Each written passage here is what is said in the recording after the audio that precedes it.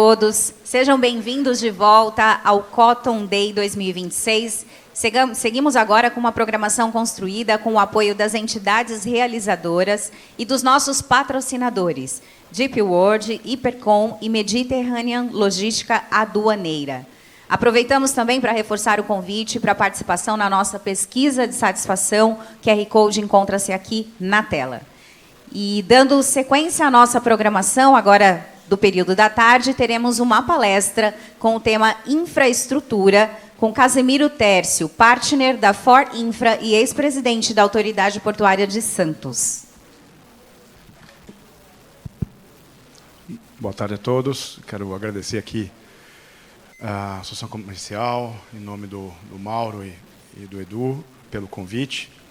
É muito legal esse tipo de evento, porque a gente fala diretamente com quem está na cadeia de valor, né? E quem sofre os problemas do Porto de Santos e, obviamente, toda a cadeia logística que conecta o principal porto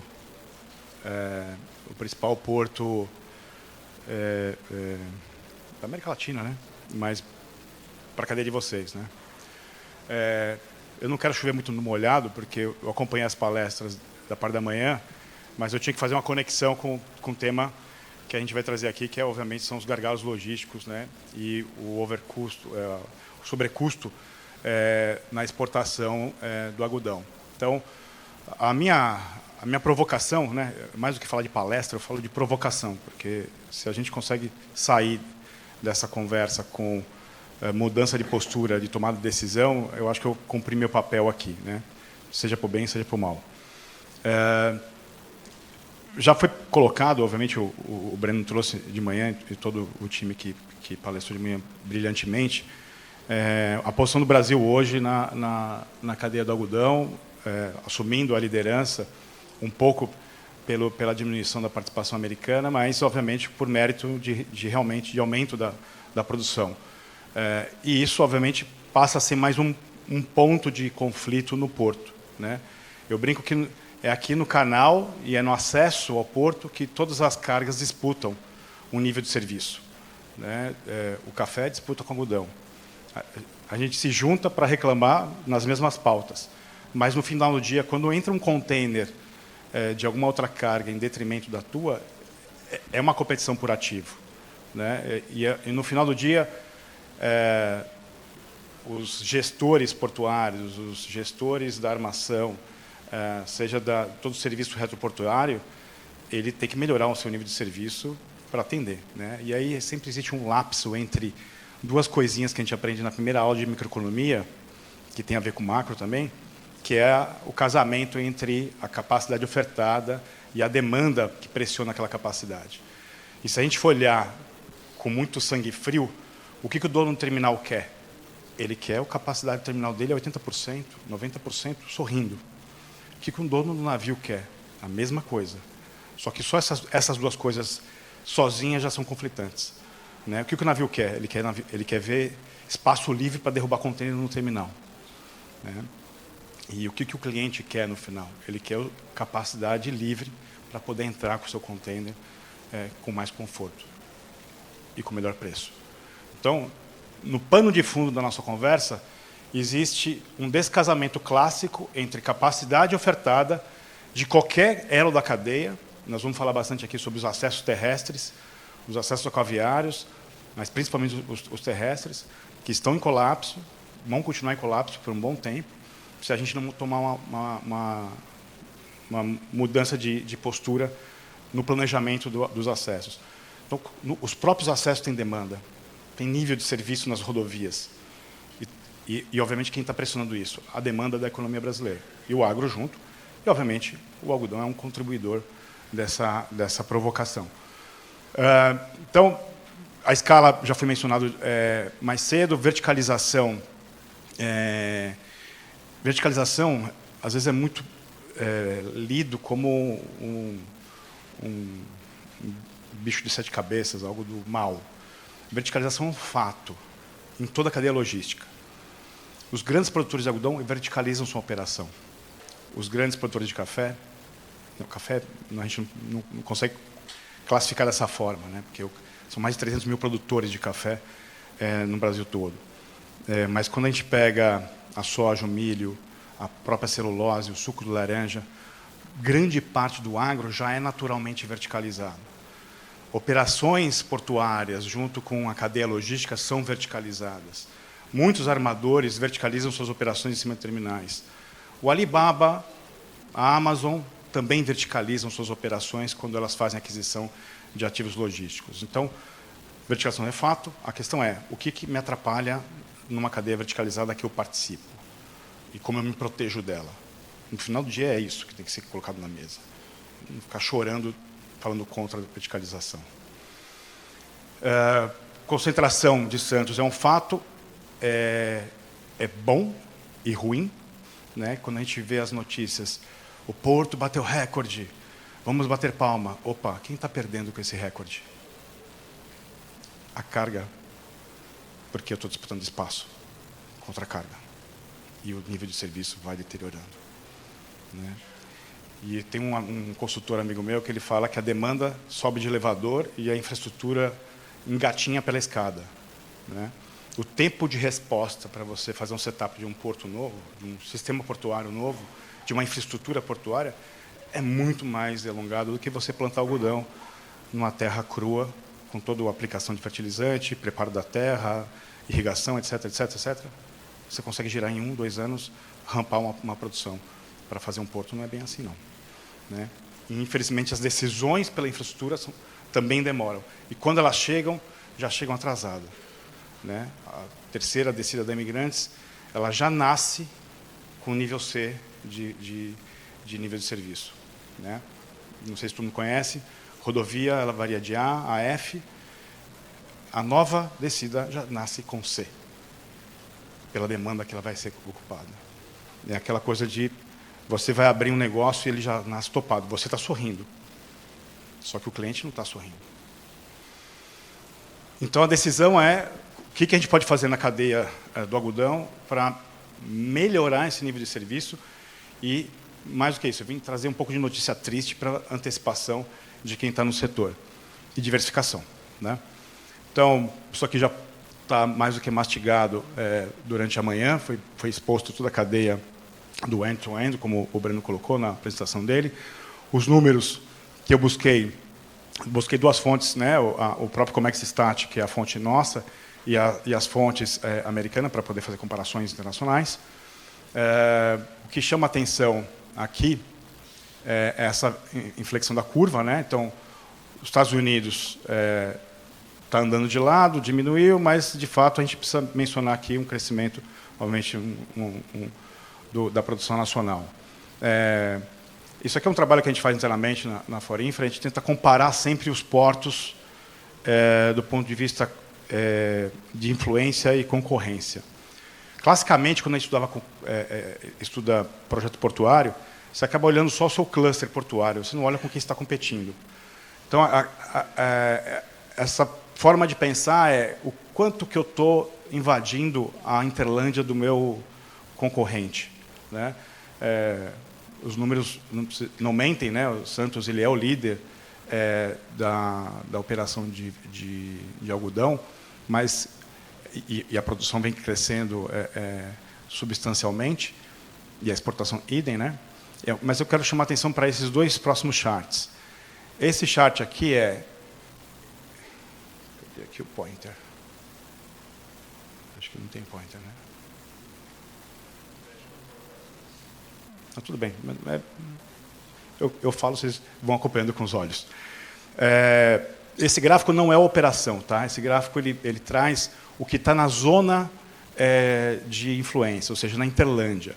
Então, a Interlândia de Santos, e aí, para quem está acostumado com as letrinhas do Ministério, essas letrinhas aqui são as letrinhas do Código Internacional de Comércio Internacional. Então, a gente usa esses aqui, a gente não usa STS, a gente usa SSZ, como quando alguém vai para Guarulhos, vai para GRU, não vai para qualquer outra coisa que não seja GRU. Santos tem 1.144 municípios que exportam algodão, totalizando aquele valor de 1.537.000. Interlândia, não é operação portuária. Quando a gente vai olhar para o porto, né, aqui claramente Santos está na cara do gol, né, do Mato Grosso, né, e aí parte dos municípios tem uma conexão mais competitiva com Paranaguá ou Vitória, e, obviamente, todo aquele algodão ali da Bahia é o algodão baiano que a gente está vendo na produção do Oeste baiano. Porém, esse é o quadro real. É onde eu opero. Então, claramente, Santos, obviamente, faz a sua lição de casa com um nível de penetração de 96%. O que significa isso aqui? Que ele performa dentro da Interlândia dele 96,2% de captura de carga. Alguém pode falar assim, mas espera aí, como é que você conseguiu esses dados do MDIC, sendo que o MDIC registra no BL e esse BL está registrado no REDEX aqui em Santos, né? A gente fez uma realocação da carga em cima de dados do PAN e do RAIS, né? São os PIBs agrícolas e, obviamente, todos os quinais que geram a mesma produção agrícola do algodão, né? Essa realocação faz com que, de fato, a gente tenha uma maior acurácia na identificação da origem da carga, né? Olha, Salvador operando marginalmente um percentual pequeno da sua própria Interlândia. Então, o que significa isso? Salvador tem potencial de crescimento e a gente precisa entender quais são as dores de Salvador. E aqui eu estou falando para a comunidade do algodão, eu não estou falando só para a comunidade santista. Então, um ponto relevante da nossa conclusão precisa olhar com mais carinho a cadeia do algodão na Bahia, olhando para o Tecon Salvador como uma solução. E, obviamente, lá os problemas são mais agravados do que a gente tem aqui. As assimetrias de contêiner vazio, presença de REDEX para fazer a estofagem de forma correta, a certificação para ter o controle de qualidade do produto chegando no cliente final e, obviamente, a vigilância agropecuária trabalhando, obviamente, com um nível de serviço adequado, né? E a gente sabe aqui que, por mais que todos os prestadores, os servidores públicos da Anvisa façam com muito carinho o que eles fazem, são um exército Brancaleone para atender o nosso mercado, né? E quando isso acontece, o que a gente faz? Usa inteligência, usa tecnologia e muda a postura de serviço para, obviamente, aumentar o nível de serviço. Aqui fica mais claro quando a gente percorre o que é Interlândia, do que é operação portuária, né? Se a gente fosse, se tudo no mundo fosse extremamente cartesiano e, de fato, a distância entre dois pontos fosse uma reta, o que nós teríamos aqui era uma diagonal preenchida com dados e não essa assimetria na primeira coluna, né? Então, o que é de Salvador seria operado pelo Porto de Salvador, né? Então, nós temos aí 537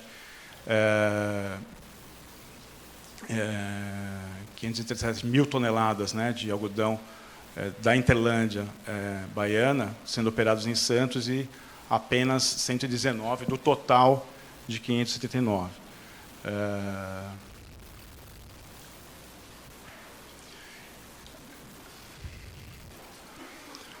Aqui são alguns índices de captura, né? A gente faz uma leitura dos volumes, o quanto que eu capturo em cada porto.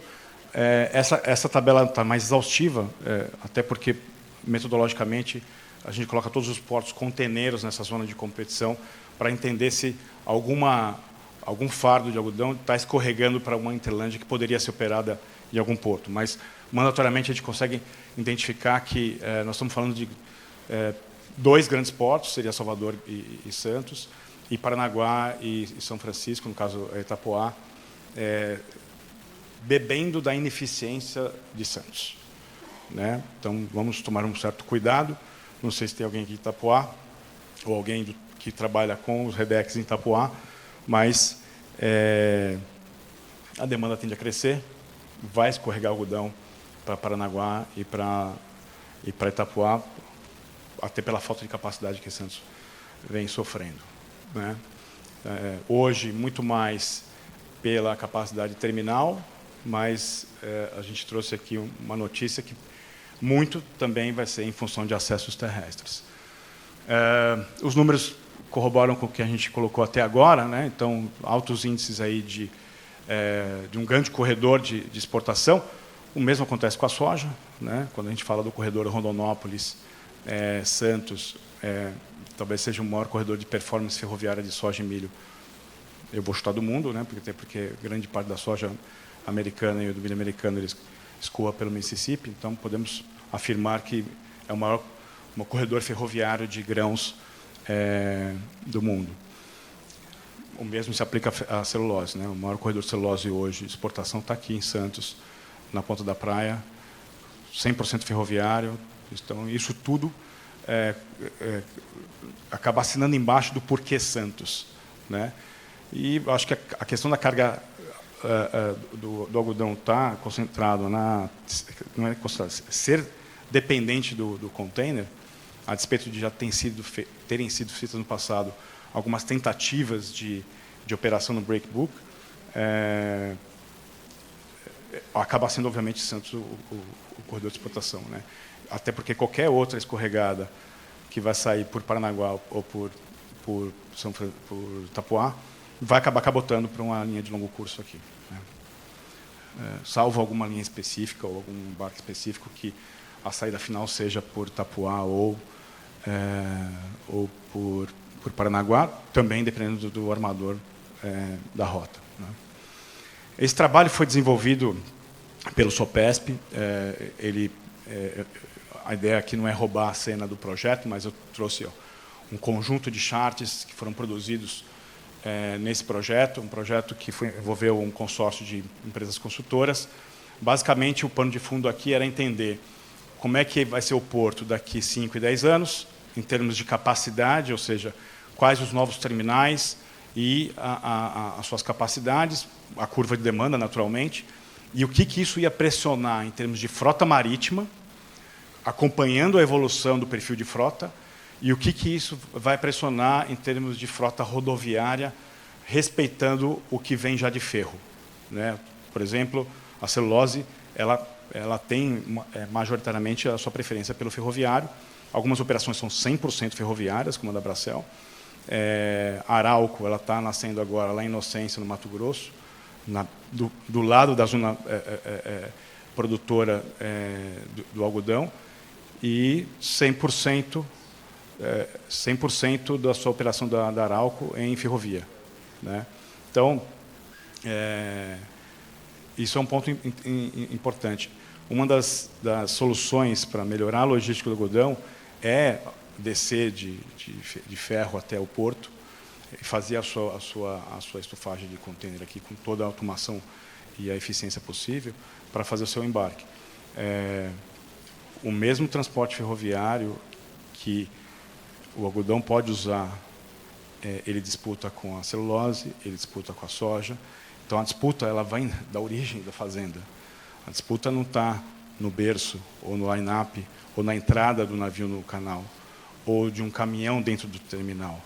Ela está na origem, né? Então, quando a gente fala que vamos olhar para a infraestrutura de logística, ela não se detém só a um terminal. Eu não vim falar aqui de TECOM 10, né? Deixaram morrer, né? Que vai ser a salvação de muita gente. Só o TECOM 10 de forma isolada, não. Acesso terrestre, acesso rodoviário, infraestrutura ferroviária para quem precisa de ferroviário, né? Infelizmente, o container ele é preterido. Tem muita gente que vem aqui e fala assim, não, eu invisto em container no ferroviário. Também tem um monte de armador que fala, eu invisto em navio a etanol, eu invisto em navio a vela. Tem numa frota de 600, né? Então, vamos beliscar de forma concertada e trazer as verdades para a mesa para a gente tomar a melhor decisão como investidor, a melhor decisão como investidor, como produtor, como exportador, enfim, cada um tem um papel na cadeia, né? Qual que é o meu posicionamento, como posso me proteger meu caixa dessa disputa dentro da cadeia e entre cadeias, né? E eu sou a favor da disputa, tá, gente? Disputa vale. A questão é todo mundo está armado da forma correta, sem se cotovelar, né? Esse trabalho, como eu mencionei, a gente fez a análise de projeção de demanda. Aqui foram considerados todos os terminais já anunciados, contratados e o Tecon 10 foi considerado também, tá? Faseado pelo edital. Tá? A gente poderia até fazer um exercício de, não, o Tecon 10 ele entra numa forma mais cartesiana do ponto de vista de quem vai desenvolver o terminal. Né? Não sei se alguém leu o edital, ele faz uma rampada de obras em 8 etapas. Para mim não faz sentido. Quem vai assumir um negócio desse vai fazer uma obra de uma vez só. Ou alguém já morou em casa fazendo reforma na sala, muda para o quarto. Não dá certo, né? É a mesma coisa que no terminal. Eu não vou começar uma operação de container tendo que mudar para o lado para fazer um outro berço. Né? Até porque eu preciso rampar a demanda, eu preciso rampar serviço. E um berço só de container não faz verão. Né? Eu preciso ter no mínimo 3 berços para começar a brincar de competir. Né? Então, antecipa esse negócio, soca a bota na obra, antecipa. E essa forma seria a forma mais pé no chão de coordenar uma implantação. Mas aqui a gente coordenou conforme edital, mas entra Arauco, entra o projeto da Rumo, na DP World, entra todo mundo aqui. Tá? Não entra tupes de papel. Tá? Importante. Tem tupes que já têm licença ambiental, esses não entraram. Tá? Nada que possa ser revisitado, nada que pode ser simulado com novos entrantes nesse mercado, mas já tá complicado do jeito que está. Né? Então, os números que nós temos hoje são de capacidade atual do porto, 250 milhões de toneladas, demanda batendo na porta, 196, mas, Tércio, foram 185 milhões de toneladas operadas em 2025. Quando a gente fala de demanda, demanda que está batendo na nossa porta, a gente não está atendendo. Escorregando para Paranaguá, escorregando para Itapoá e para outros portos. Tá? Chegando em 2030, olha que interessante, que eu falei que a demanda sobe de elevador e a infraestrutura engateando pela escada. Nitidamente, a gente consegue visualizar o quanto que a demanda cresce de forma desproporcional do que a infraestrutura. Né? O que rampa de 25 para 30 e 35, eu saio de 196 milhões de toneladas de demanda para 290 milhões em 10 anos, e a infraestrutura cresceu pouco mais de 50 milhões de toneladas de oferta de capacidade. Tá? Se alguém quiser discutir pragmaticamente metodologias de cálculo de capacidade, a gente pode entrar no mérito, mas a gente foi bem pé no chão na hora que a gente fez os cálculos de capacidade.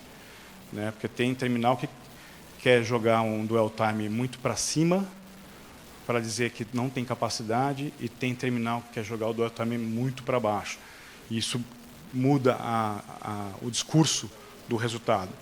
Né? Aqui a gente pode colocar à mesa que esse resultado é um resultado bem pé no chão, sem advogar para quem quer traçar algum tipo de discurso.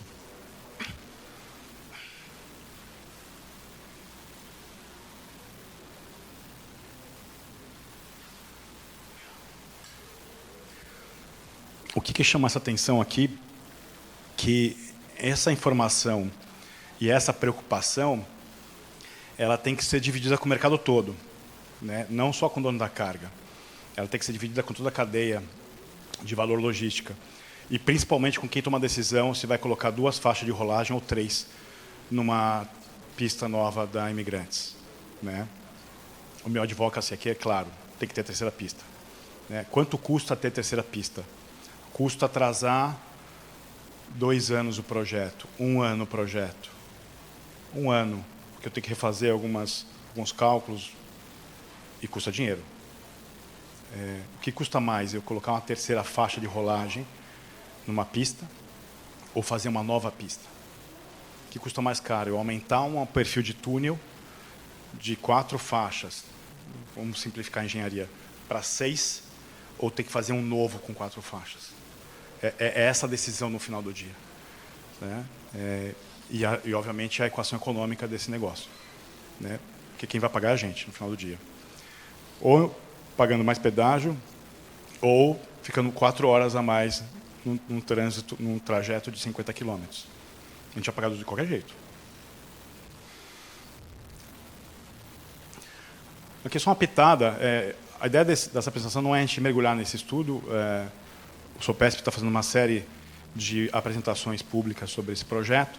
Inclusive, o Ricardo Molitsas, que é diretor executivo, vai participar do painel aqui mais tarde, e ele vai poder abordar mais a lógica do conjunto, né, dos resultados desse diagnóstico. Mas o que chama a atenção aqui são os níveis de serviço que hoje, esse dado é de 2025, já são apresentados. E aí, se a gente olhar para 2030, existe uma pequena melhora em função de uma obra, mas logo em seguida existe uma piora expressiva. Tá? O que eu quero chamar a atenção é que, mesmo com as intervenções que estão programadas hoje para os acessos terrestres do Complexo Portuário Santista, a gente não tem melhora do nível de serviço de acesso rodoviário. Tá? Pontos... veja, isso aqui é diagnóstico. O que a gente começa a pensar em conjunto aqui, em termos de pontos de melhoria?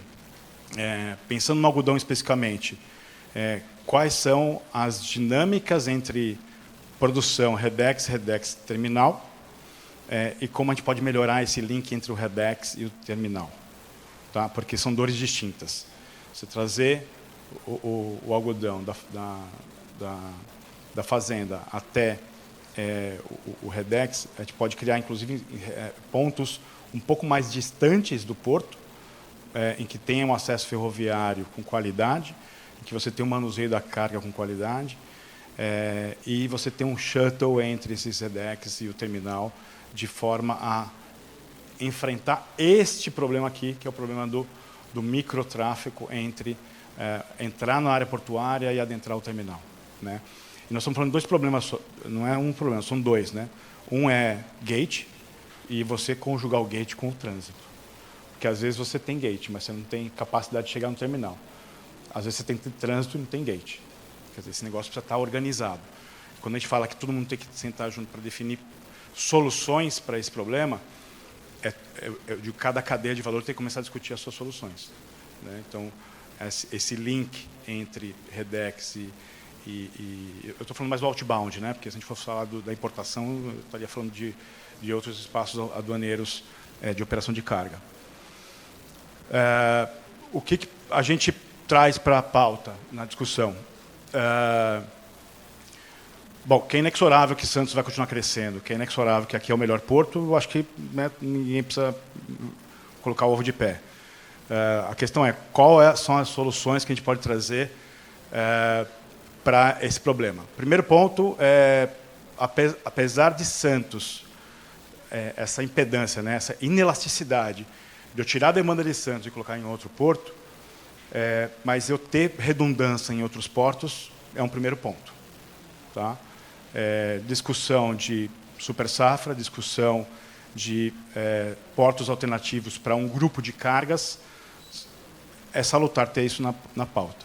Ah, mas vai custar centavos de dólar a mais, mas tenha isso no teu range de soluções logísticas. Né? Porque o não atendimento da sua solução A vai custar mais caro do que a solução B. Tá? Teve uma empresa química que procurou a gente, ela importa 200 contêineres por mês de New Orleans, via Porto da Geórgia. E ela estava com problema de entrega. Ela tinha duas decisões: aumentar estoque, custo, ou trocar o serviço logístico por um serviço mais caro. Ela vai gastar de qualquer um dos dois jeitos. Né? Plano B e plano C são essenciais para qualquer cadeia de valor. Aqui é um exercício de como é que a gente pode pensar isso aqui está muito alinhado com a discussão do Santos 10+, né? desse projeto que foi coordenado pelo SOPESP, de criar um mecanismo de fluidez entre a Interlândia e o Porto, né? Nós temos alguns pontos de atenção, de hipóteses, né, para discutir com relação a essa melhoria. Então, a gente já tem o fato do Santos ser um porto concentrado e dominante no setor. Você tem uma assimetria de vazios, e essa assimetria de vazios ela é um pouco característica da economia brasileira, né? A gente é um grande exportador de commodity em container, por portos que não têm a balança favorável para ter vazios naquele porto. Esse é o principal problema de Salvador, tá? Que a gente está tentando entender, lá, estamos tocando um projeto lá na Codeba, de entender como é que você diminui essa simetria de vazios, né? Vai custar quanto eu reequilibrar vazio para poder atender um serviço desse, né? E aí faz sentido você juntar cadeias de valor de um mesmo território, né? Quais são as outras atividades da cadeia de valor baiana que poderiam conversar num reequilíbrio de containers vazios, containers cheios no inbound, para poder reequilibrar a disponibilidade de vazios no outbound para o algodão. E aí nós temos que falar de high cube, 40 pés, né? Não adianta eu fazer uma importação de reefer que não vai resolver o meu problema, né? Corredor interno, aí justamente a César o que é de César, algodão seria muito proveitoso vir no ferrovia em grande parte da sua capacidade. Quais são os espaços territoriais que a gente tem para estabelecer novos espaços, inclusive é uma ideia para a própria autoridade portuária pensar nisso numa revisão de PDZ, de pensar no pré-gate do porto. A gente pensa muito no arrendamento, no espaço da operação primária, e essa preparação da carga fica um pouco distante, né? Veja, eu estou trazendo para pensar e inovar junto nessa concepção. A nova poligonal já coloca áreas de São Vicente dentro dela, né? Olhando outras atividades econômicas, né? A escassez de terra aqui na Baixada Santista para esse tipo de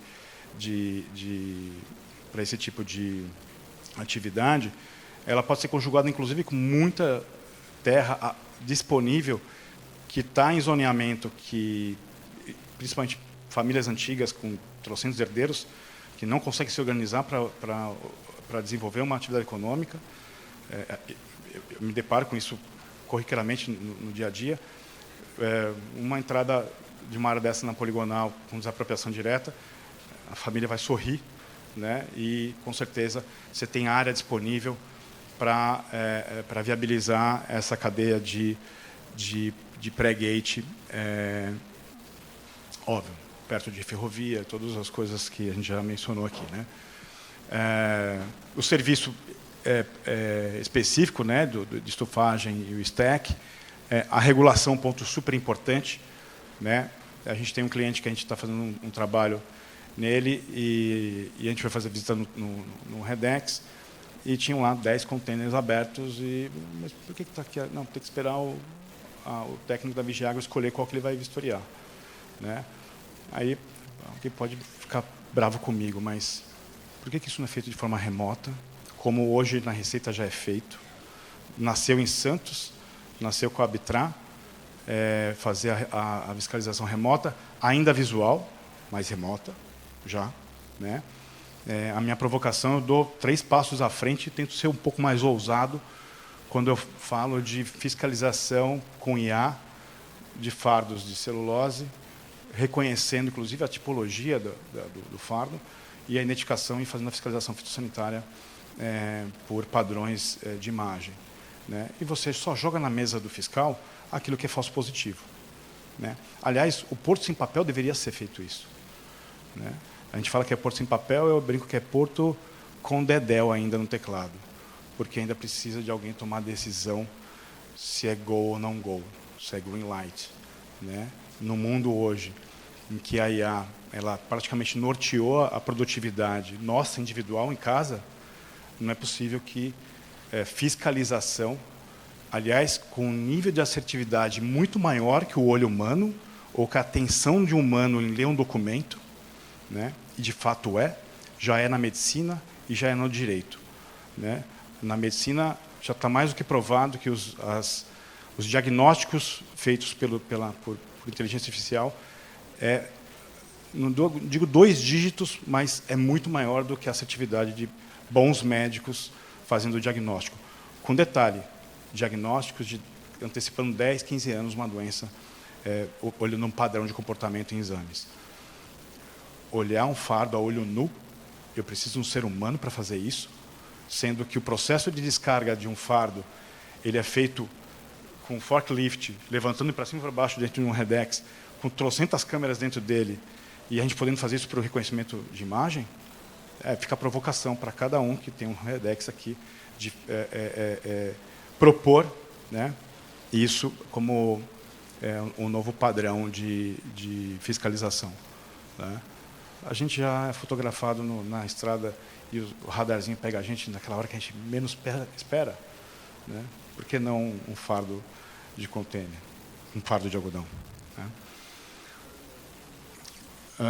Que já foi mencionado, né? Então, esse aqui é um processo, né? Eu estou descarregando carga literalmente aparente, né, dentro do terminal. Isso aqui foi a Maiá que fez, tá? Obviamente que o algodão não é feito dessa forma. Eu até tentei corrigir a imagem, falei assim, não é assim que é feito a descarga de algodão. Seria muito lindo, né? Até o cara tá bonitinho ali, né? Sem EPI, uma desgraça. Mas assim, a lógica aqui é traçar o conceito da proposta, né? O conceito a minha carga ela fica aparente entre caminhão e container por vários momentos, né? Existe monitoramento térmico da carga, né? Por que eu não posso fazer outros tipos de monitoramento na mesma leitura, né? Eu perguntei para esse cliente como é que vocês identificam o tipo, né, da fibra, né? Se é fibra longa, fibra curta, né? São 28 SKUs distintos, mais ou menos, 20 a 28. Mais. Na celulose, cadê o Luiz? Celulose são quanto? Quantos SKUs são na celulose? 80 SKU. 80 padrões de imagem, que são distintas. O reconhecimento que você faz na fazenda é o mesmo reconhecimento que o Maiá pode fazer, com mais acurácia. Que você define o nível de pixel que você quer. Só tem uma coisa só que a câmera talvez não faça melhor do que o ser humano. Eu já tentei falar isso na operação de RoRo, né? Existe a inspeção visual quando você faz o desembarque de veículo no terminal.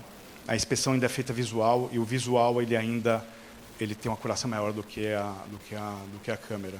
Mas porque tem aquela visada e tem o jogo de luzes, né, da lataria do veículo.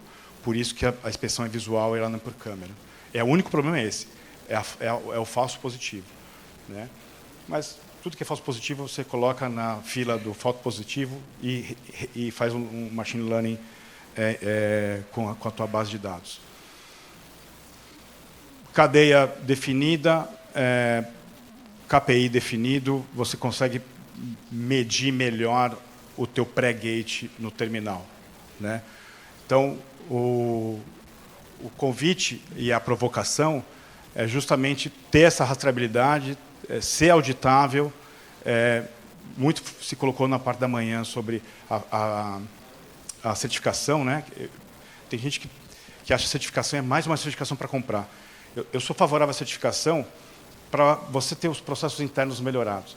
No momento que você chega na tua gestão e é tão boa a tua gestão que você não precisa mais da certificação, você dá um salto na tua... Eu tenho 20 minutos ainda. Ah, não, tá. Já começa a chegar perto de mim.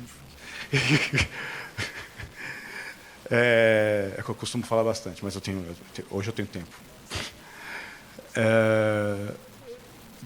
Você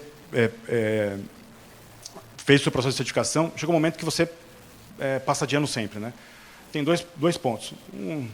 Um upgrade no teu processo, e normalmente isso acontece nos líderes de mercado, né? Todas as certificações ambientais nasceram dessa forma, de mudança da postura, né?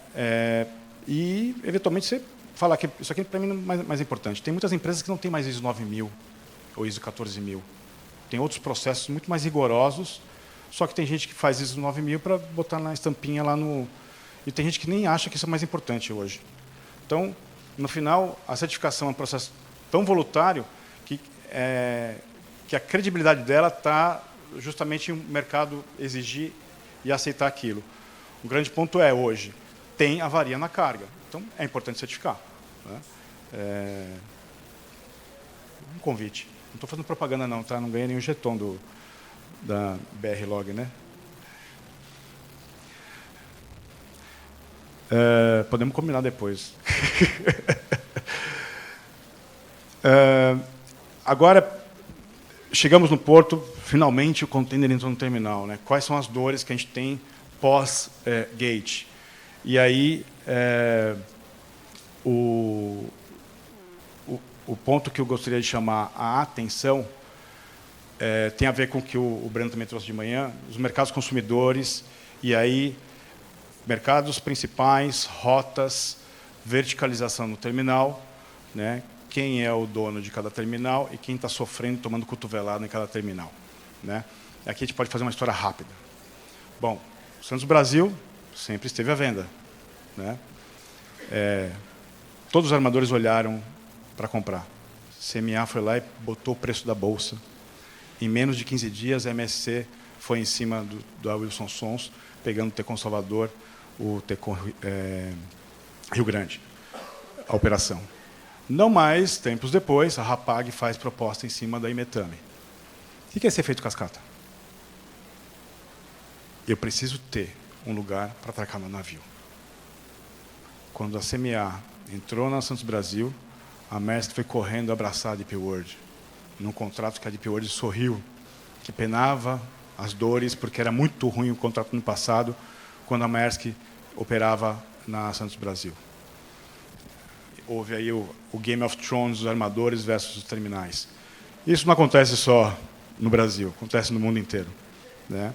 E todos eles estão na corrida de cavalos, cabeça a cabeça, para saber quem é que tem um navio a mais, um terminal a mais e assim por diante. Alguém acha que esse pessoal senta para fumar charuto e definir preço de frete de container? Até pela cultura corporativa dos três empresas. Né? Quem for estudar a cultura corporativa da CMA é uma, da MSC familiar também, da Maersk, não. São dinamarqueses, sangue frio, corporativos. Né?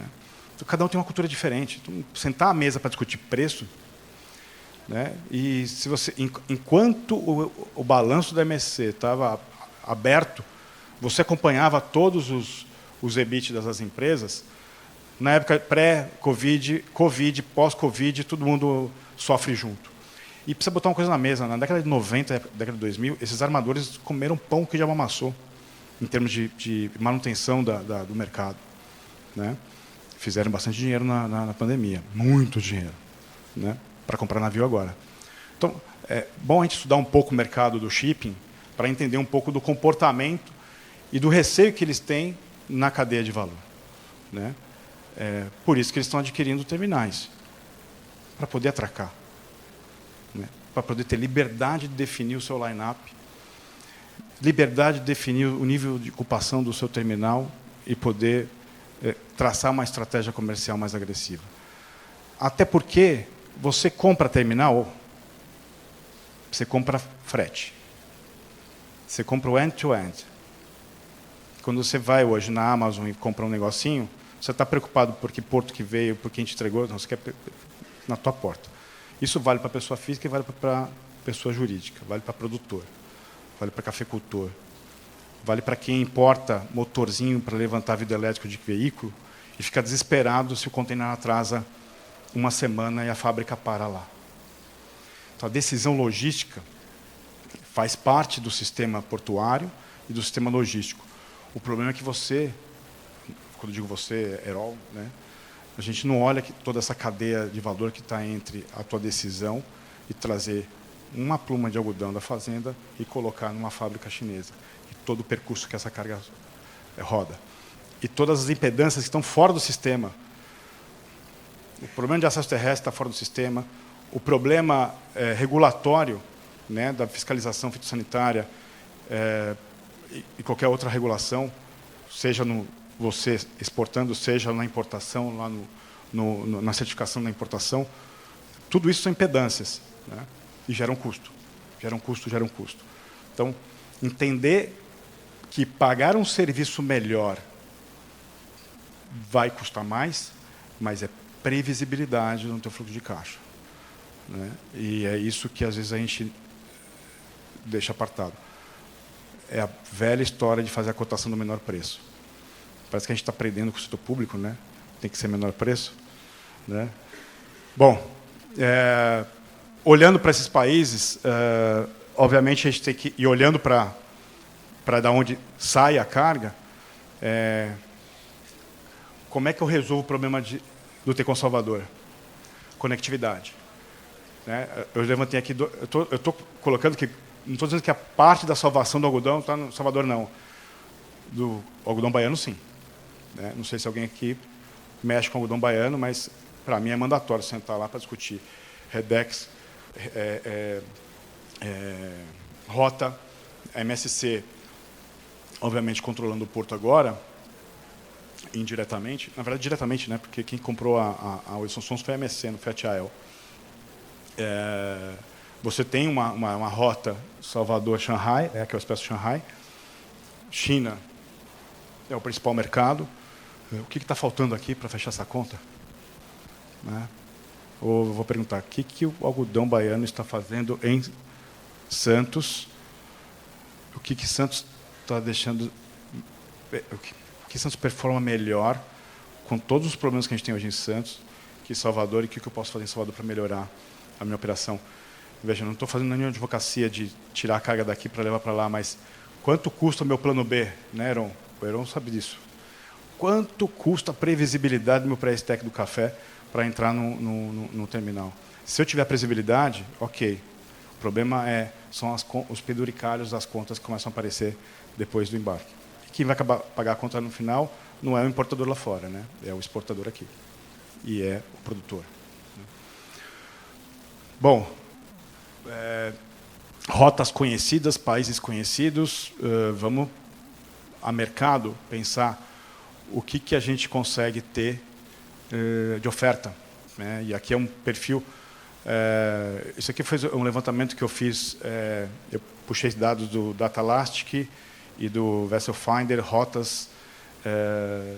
Obviamente o Lucas tem os dados com uma apuração olhando o Santos com muito mais acurácia.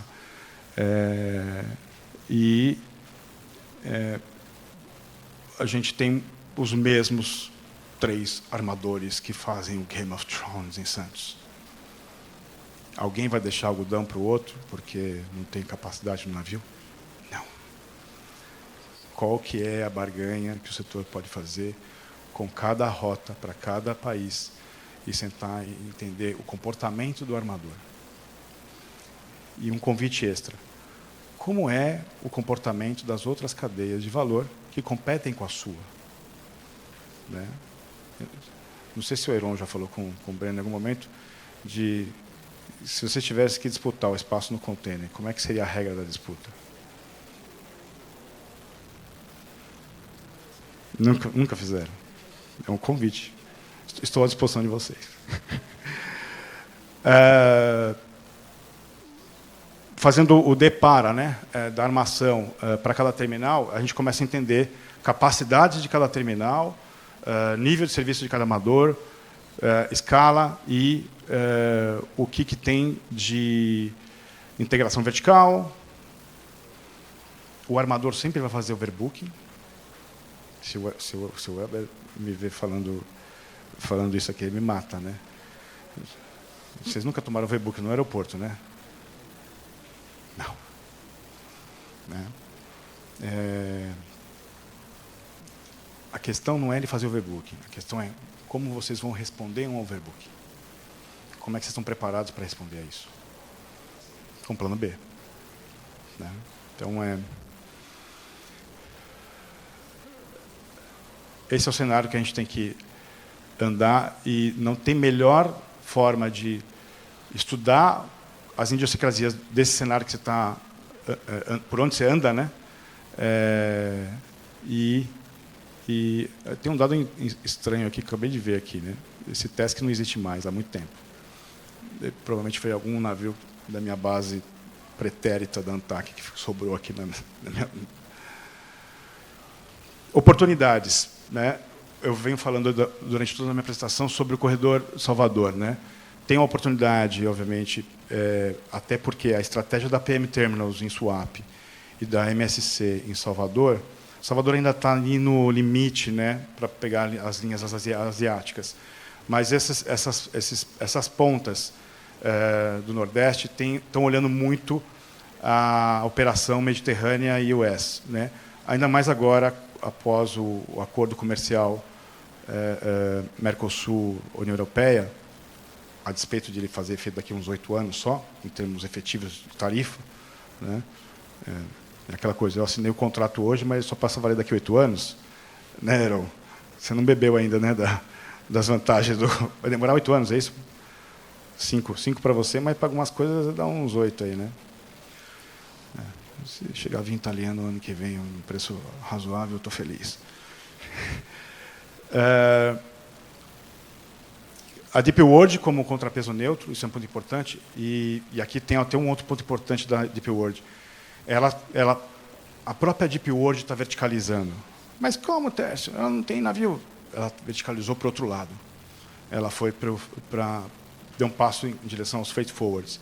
Ela olhou a matriz de terminais portuários, mas ela está olhando o aéreo, ela está olhando todas as possibilidades de conexão de uma lantejola, uma caneta até um fardo de algodão, no end-to-end. Né? Então, e de fato Então, hoje você tem uma Hapag que está...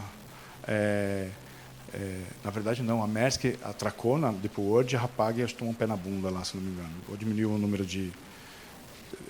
Mas, assim, vai disputar. Do mesmo jeito que vocês estão disputando com café para embarcar um container, um navio da Hapag está disputando com o navio da Maersk para atracar na Deep World. Então, a briga continua a mesma. É só o tamanho do problema. Itapuá e Paranaguá também encaixam no mesmo grupo, né, como válvula de escape. Não sei por quanto tempo. Se eles toparem fazer volume com preço menor, entendendo o desconto do frete rodoviário, ok, está na conta, é plano B. E tem que entrar mesmo. Né? Ainda mais se ele tiver um bom serviço. Se a carga não sair danificada, se não tiver avaria, lindo. Tem que entrar como plano B. Né? Não estou ganhando nenhum centavo, nem de Paranaguá, nem de São Francisco, para falar isso. Mas tem que entrar como plano B. Aliás, por que é importante os planos B? Para o plano A se mexer. Senão ele vai continuar com o mesmo nível de serviço. Porque Santos só vai melhorar o nível de serviço para poder operar mais. Não é só para atender melhor o cliente. Então, ele tem que se mexer, fazer investimento, melhorar o nível de serviço, melhorar a comunicação com o cliente. Né? E aí o papel fundamental das associações, né, é que talvez no algodão seja menor, mas no café, se bem que no café é o exportador que fala, não é o produtor, mas não estamos falando de microprodutores que no final do dia no bolso dele que entra esse dinheiro. Mas conversar em bloco, negociar em bloco faz mais sentido. Aliás, vocês fizeram isso muito bem nos últimos 4 anos. Né? Então, hoje a carga é mais ouvida nesses debates por movimentação das associações. Né? E aí, obviamente, tem que aprofundar para menos 17. É a única forma de ter escala. Aliás, teve um fórum, acho que no Brasil Esporte, o Lavoro falou, nós estamos falando de descarbonização, de LNG, no navio, Cara, deixa eu chegar com o navio full no porto, que a minha pegada de carbono vai despencar. E não estou falando só de navio 366. Eu estou falando de navios de classe anterior que não vêm full ainda, que poderiam vir full e derrubar tudo em Santos. Né? Fazer menos viagens, menos calls nos portos. Né? E aí, obviamente, a autoridade portuária já tomou um primeiro passo para o rumo ao 16, mas é mandatório o 17. Né? E tendo escala, todo mundo vai ter espaço no navio. Você não vai tomar a cotovelada do algodão, nem você do café. Pontos de atenção. Né? A concentração de Santos continua sendo um problema. Né? Qualquer evento adverso aqui é um efeito cascata para a cadeia inteira. E a gente pode contar muita história triste, né? De fog, de ressaca, problemas de acesso terrestre. Quando você coloca toda a sua carga num único porto, sem plano B, é um highlight, é um ponto de atenção. Né? E quando eu falo solução logística, inclusive 2 fornecedores. Eu brinco que um fornecedor de único cliente, um cliente de único fornecedor, é receita perfeita para dar alguma coisa errada. Né? Nos 2 sentidos. E eu depender de um único cliente, se esse cara acordar de mau humor, eu perco meu negócio. E vice-versa. Verticalização dos armadores. Fato. Quais são os mecanismos regulatórios para eu me proteger do ponto de vista comercial? Operar com mais de um, para começar. Não ponha as suas cestas, os seus ovos numa única cesta. Pensar em rotas alternativas às atuais, e aí, obviamente, isso aqui é uma sentada com o armador, e é possível. Quando eu estava em São Sebastião, eu cheguei para semear... Não, eu acho que foi depois. Eu estava estudando São Sebastião para o arrendamento de container. E eu conversei com a CMA. A CMA não tinha nem adquirido ainda a Santos Brasil. Quanto custa para fazer um deviation de uma rota US, acho que era Miami, e escalar São Sebastião? Ele falou, eu preciso de 400 consignações para parar no teu porto. Para quem opera, a quantidade de carga que vocês operam, vocês não conseguem fazer um deviation com uma safra de algodão, com uma operação organizada. Né? Vocês têm volume. Né? A questão é, senta e negocia. Quantos containers você precisa para escalar o terminal do lado e me dá nível de serviço?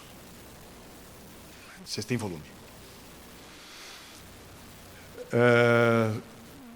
E, obviamente, um ponto de atenção é esse. Salvador nem tanto, mas São Francisco sim. E, obviamente, vai depender daquelas rotas que eu trouxe aqui anteriormente. Né? Quem é que faz o quê, para quem e regularidade da rota. Né? Outro ponto importante também, a gente às vezes pensa, a gente monta a nossa cadeia de produção pensando na nossa saída, pensando no nosso centro de custo e no nosso processo produtivo, e não do quem atende a gente. Você já fez isso alguma vez na vida pessoal? Ser empático e falar assim, o que você precisa para resolver o meu problema? Né? Terminal. Não, você pode chegar aqui 2 dias pré-gate, nessa janela está dedicada para a tua carga. Né?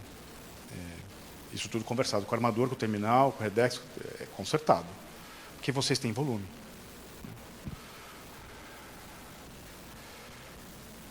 Aqui são blá blá blá de referências da fonte de dado, hipóteses, etc.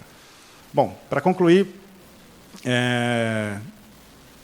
deixo aqui a provocação, pensar rotas alternativas do algodão baiano, via Salvador, olhar medições de performance do algodão por terminal, mas eu acho que vocês devem ter na ANEA, né? E começar a estudar o curso end-to-end para os diferentes cenários. Né? O Secafé está começando um estudo com essa característica, né, para cada zona produtora, qual que é o custo end-to-end para cada destino. Né? E entender quais são, obviamente, a curva de custo para cada uma dessas soluções, não só custo, né? Nível de serviço. A performance daquela rota. Ela pode falhar, e se ela falhar, quanto ela vai custar? Aí é sinalização. Né? Sinalização de tempo, porque tempo é dinheiro, e sinalização de custo, entender o que está na mesa para ser negociado. Né? Gente, provoquei, é isso. Nossa, 51 segundos, cravado. Me parabeniza, vai. Primeira vez. Bom, eu fico aqui para provocar no final o debate que o Mauro vai conduzir.